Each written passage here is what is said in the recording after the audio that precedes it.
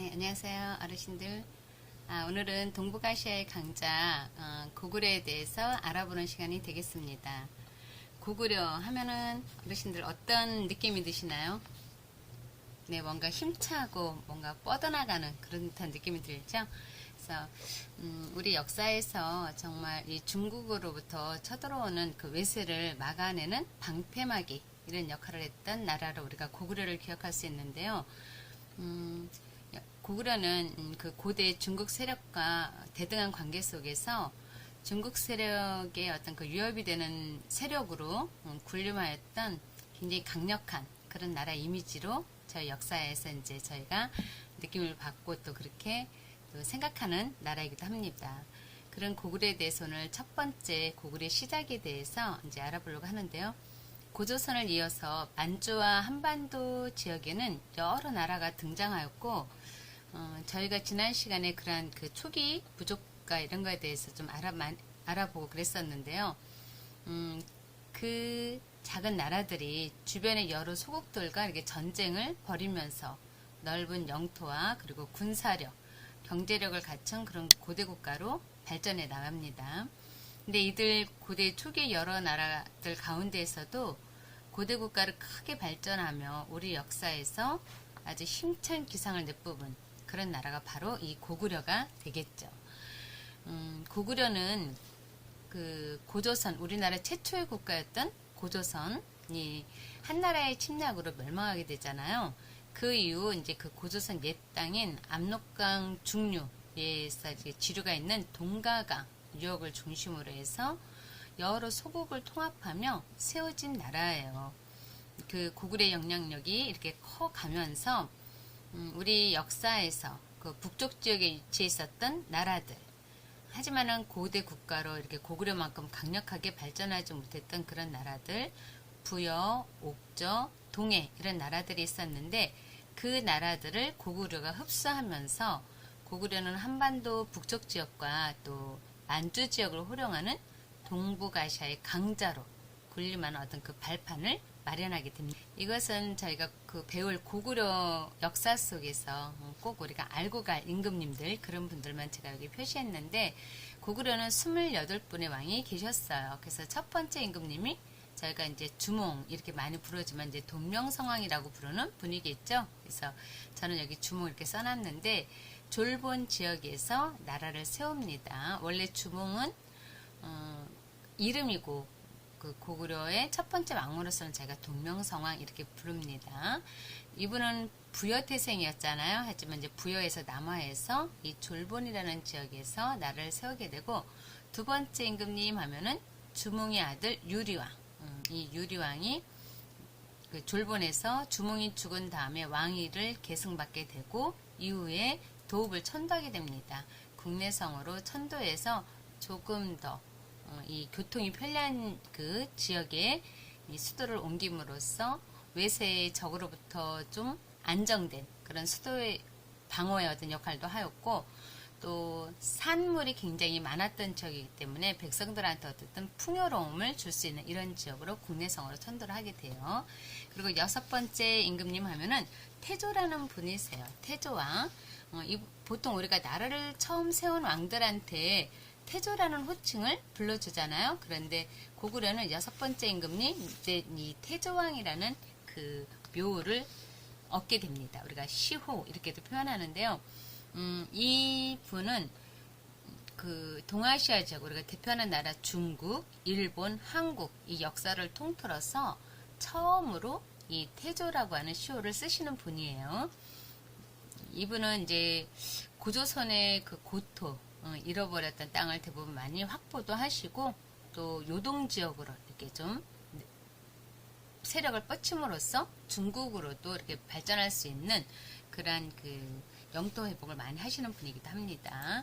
자, 그리고 우리가 구대 하면은 고국 천황이라는 분이 계셔요. 왕권을 굉장히 강화시키면서 우리나라에서는 최초로 사회보장제도라고 할 수 있는 진대법을 실시하는 분이세요. 우리가 이제 그런 내용들은 이 임금님 배울 때 자세히 알아보도록 하겠습니다.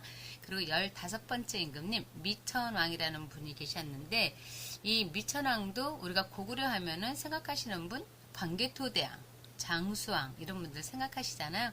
그런 분 못지않게 중국 쪽이나 또 이 한반도 지역에 있었던 중국 세력을 몰아냄으로써 영토를 굉장히 크게 넓히시는 분이 바로 이 미천왕이세요.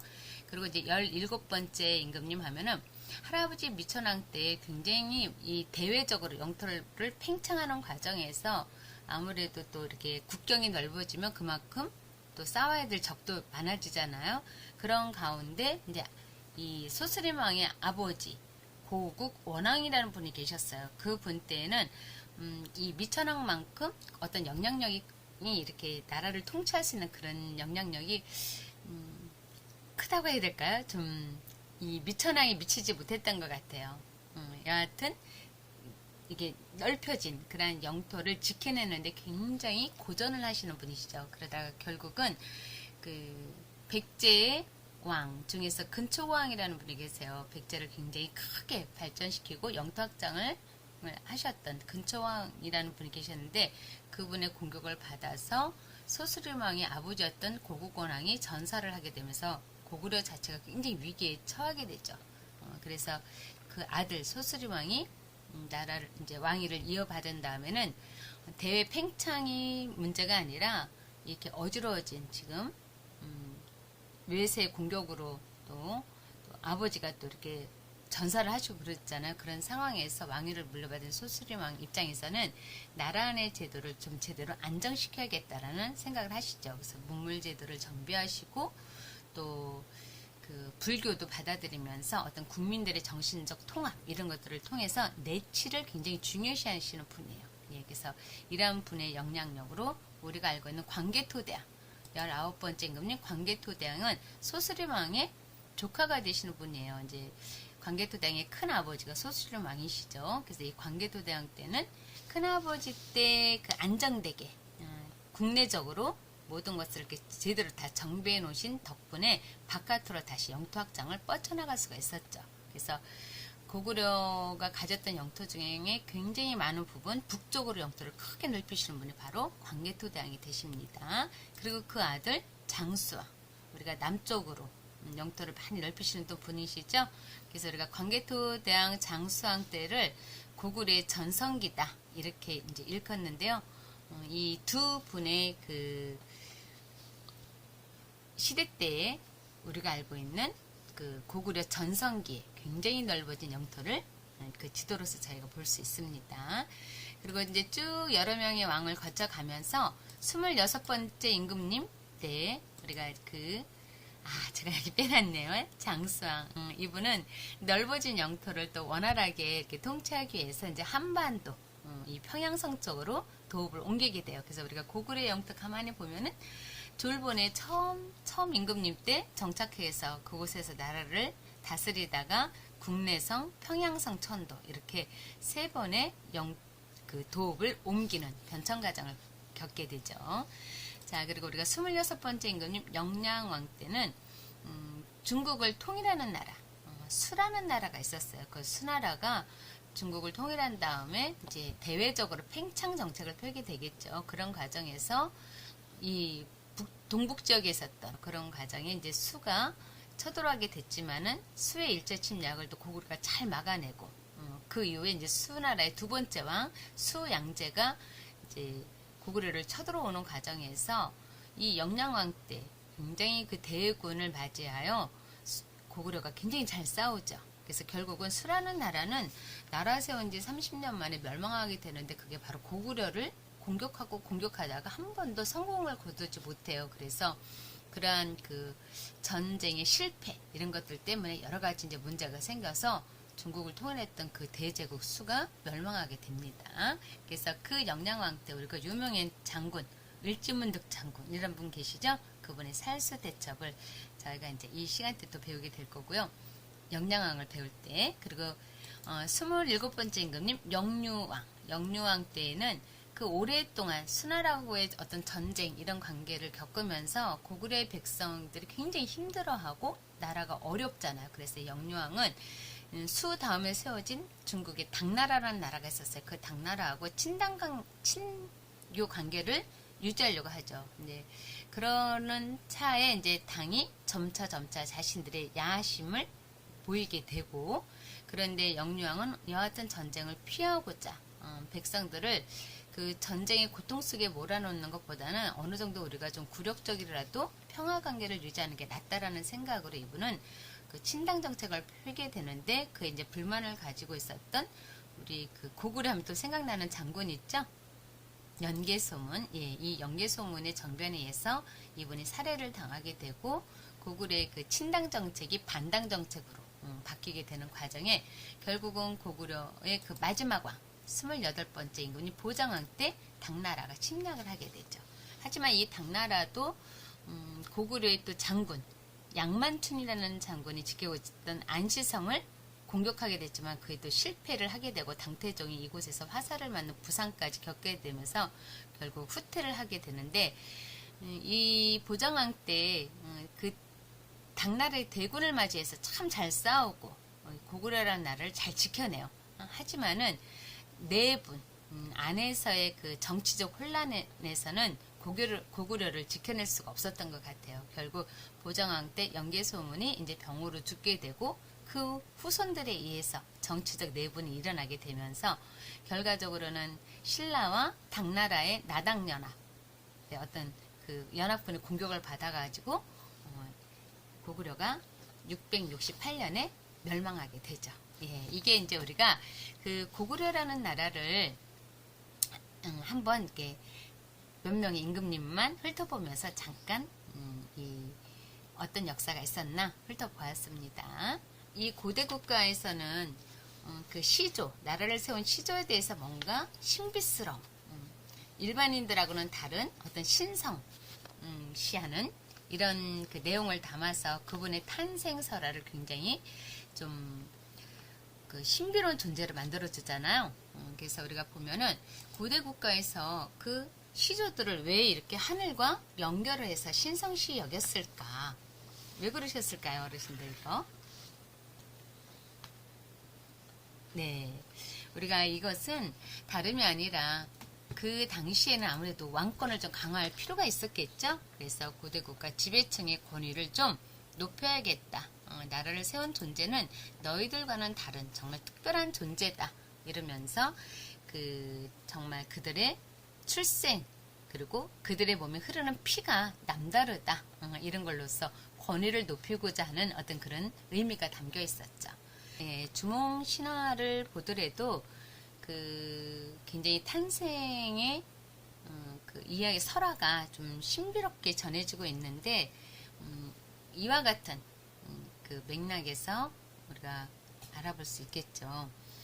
고구려를 세운 주몽은 원래 동부여에서 태어나요. 그래서 그것도 알에서 태어나면서 난생설화의 어떤 주인공이 되죠. 그래서 어르신들 주몽설화 이야기 어느 정도 우리가 옛날 이야기 속에서 많이 들어보셨을 거예요. 근데 조금 더 자세하게 그 탄생설화에 대해서 좀 제가 이야기처럼 한번 옛날 이야기 듣는 식으로 한번 이야기 해볼까 합니다. 주몽은 하늘신의 그 아들인 헤모스와 강해신의 딸인 그 하백의 딸 유아 사이에서 태어나는 인물이에요. 아까도 잠깐 언급했지만은 출생부터 좀 이 몸속에는 뭔가 특별한 피가 흐르는 존재처럼 느껴지죠.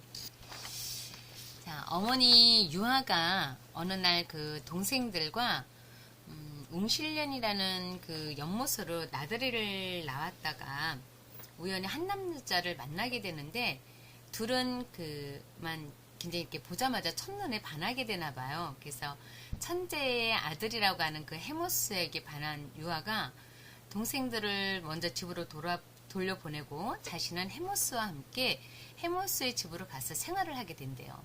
그런데 이제 얼마 후 헤모스는 아무 이야기 없이 집 밖으로 나가더니 하늘로 올라간 이후로 소식이 없이 다시는 돌아오지 않았다고 합니다. 그래서 그래도 혹시나 이제 돌아올까 이제 기다리고 있던 유아가 마냥 기다릴 수가 없으니까 결국은 친정집으로 돌아오게 되는데, 또 부모 입장에서는 낯선 남자 만나서 따라가가지고 생활하다가 돌아온 그 딸, 부모의 허락 없이 다른 남자와 혼인하면서 살고 있었던 그 유아를 그 당시에는 지금도 좀 우리가 받아들이기 어렵잖아요. 그런데도 그 당시에는 유아를 집에서 받아들이긴 굉장히 힘들었겠죠. 그래서 집을 이제 받아들이지 않고 쫓아내게 됐대요. 그래서 이제 오갈 데 없게 된 이 유아가 우발수라는 그 목 근처를 이렇게 막 배회하고 있었는데, 때마침 이제 사냥을 나왔던 그 당시 그 동부여의 왕이었던 금화왕에게 눈에 띄게 되면서, 이제 그 금화왕은 예쁜 여자가 이렇게 이유 없이 이제 그 목가를 배회하고 있는 그런 모습을 보았기 때문에 무슨 일인가 이제 궁금했었겠죠. 그래서 유아의 사연을 이제 들어보시나 봐요. 그랬더니 다 듣고 나서는, 아 그래, 네가 오갈 데가 없다면 나와 함께 나의 궁궐로 가자. 이래서 금화왕이 궁궐로 데리고 와서 유아에게 이제 생활할 수 있는 별궁을 내려주게 되었대요. 그래서 유아가 그 금화왕이 내려준 별궁에서 이렇게 지내고 있었는데, 어느 날 그 한 줄기 햇빛이 방 안으로 이렇게 들어왔나 봐요. 그러면서 유아의 몸을 이렇게 저렇게 막 이렇게 비춰주었대요. 그래서 유아가 이상하다 싶어가지고 이제 자꾸 자리를 옮겼는데, 옮길 때마다 그 햇빛이 쫓아와가지고 자꾸 유아의 몸을 따라다니면서 비춰오게 되니까, 저 유아도 좀 기하다면서 그냥 그 빛을 이렇게 맞이했나 봐요. 근데 이제 그러고 나서 이제 얼마 있다가 유아의 몸에 이제 태기가 있게 되었고, 이제 시간이 흐른 후에 유아는 아기를 낳았죠. 근데 이제 그 금화왕이나 또 주변에 있던 사람들도 유아가 아름다운 여인이니까는 얼마나 멋진 아이가 나올까 이렇게 기대를 했었는데, 아기를 이제 기다리고 마침 받아보니 그게 사람이 아니었고 큰 알이 나온 거예요. 그래서 이 소식을 들은 금화왕이 굉장히 깜짝 놀랐대요. 아니 어찌 사람의 몸에서 이렇게 괴이한 일이 일어날 수 있을까 해가지고, 사람이 알을 낳다니 이게 도대체 뭔 일이냐 이러면서, 야, 그 괴상한 알을 차라리 돼지에게 갖다 줘라 이렇게 얘기를 해서 신하들이 돼지우리에다가 그 알을 버렸대요. 근데 그 가축 우리 돼지우리에 이제 들어가면 돼지들은 잡식성이니까 다 먹을 것 같은데, 이상하게도 그 돼지들이 먹지를 않고 피했다고 그래요. 그래서 다시 그럼 길바닥에 갖다 버려라 그랬는데, 또 이번에는 그 길을 다니던 소와 말들도 이 알을 피해서 이렇게 다녔다고 그래요. 그래서 이제 또 신하들이, 임금님, 그 말이나 소들이 오히려 피하고 발잡고 다닙니다 이랬더니, 그러면 이번에는 산에 갖다 버리라고. 또 산에 갖다 버렸더니 오히려 새들이 날아와서 알을 품어주고, 또 햇빛이 그 알을 흐린 날임에도 불구하고 뭔가 이렇게 빛이 비추는 형상으로 그 알에서 빛이 났었나 봐요. 그래서 이제 금화왕한테 그런 얘기를 하니까, 그러면 다시 그 알을 가져오라고. 그래서 그럼 알을 깨트려 봐라. 그 안에 도대체 뭐가 있어서 그러냐라고 했는데, 그 알을 이제 깨려고 단단한 곳으로 막 이렇게 깨트려 봤나 봐요. 근데 알이 아무리 쳐도 깨지지 않았대요. 그래서 결국 왕이 괴이한 일이다, 정말 괴이한 일이다 이러면서 차라리 그 이제 어미에게 갖다 주어라. 왜냐면 또 이 유아는 어쨌든 간에 알이라고는 하지만은 자기가 10달 동안 품어서 낳은 자식이잖아요. 그래서 그 알을 뺏기고 굉장히 슬픔에 젖어 있었대요. 그래서 또 그런 소식을 듣기도 했던 금화왕 입장에서는 유아한테 알을 도로 갖다 줘라 이렇게 해서, 그 유아가 그 알을 받은 다음에 잘 싸가지고 따뜻한 곳에 이렇게 뒀는데, 이제 시간이 지나면서 그 알이 자동적으로 이렇게 깨졌나 봐요. 그러면서 그 안에서 굉장히 잘생기고 아주 그냥 골격이 우람한 그런 사내 아이가 나왔다고 합니다. 그게 바로 누구예요? 주몽이죠. 근데 주몽은 자라나면서 여러 가지 어림에도 불구하고 재주가 있었는데, 특히 7살이 돼서는 혼자서 활을 만들어서 쏠 정도로 그렇게 활을 잘 쐈다고 그래요. 그래서 그 당시 부에서는 활 잘 쏘는 사람한테 붙여주는 이름이 주몽이었는데, 그래서 이 아이 이름도 주몽이 되었다고 합니다. 네, 어르신들, 오늘은 여기까지 오늘 수업을 마치고요. 다음 시간에는 이제 주몽이 어떻게 고구려를 또 세우게 됐는가, 그 과정에 대해서 알아보는 시간이 되도록 하겠습니다. 네, 감사합니다.